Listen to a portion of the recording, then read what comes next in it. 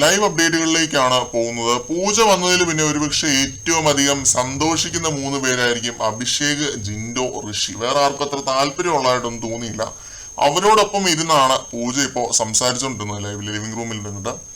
അന്ന് പോയതിൽ പിന്നെ തിരിച്ചു വരാനൊന്നും തോന്നിയില്ല എന്ന് ജിൻഡോ ചോദിക്കുന്നുണ്ട് പൂജയോട്. ഞാൻ ശരിക്കും സർപ്രൈസ്ഡ് ആയപ്പോ ജിൻഡോ എങ്ങനെയൊക്കെ ചോദിക്കുമോ എന്ന്.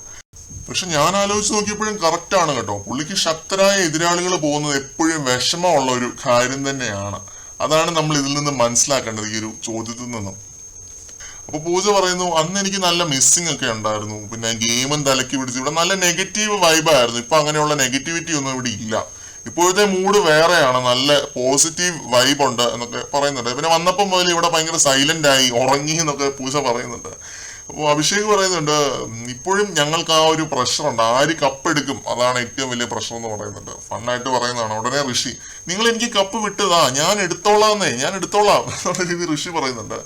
ഋഷീനെയും ജിൻഡോ ചേട്ടനെയും കൊന്നിട്ട് കപ്പെടുക്കേണ്ട അവസ്ഥയാ എനിക്ക് എന്ന ഉടനെ അഭിഷേക്.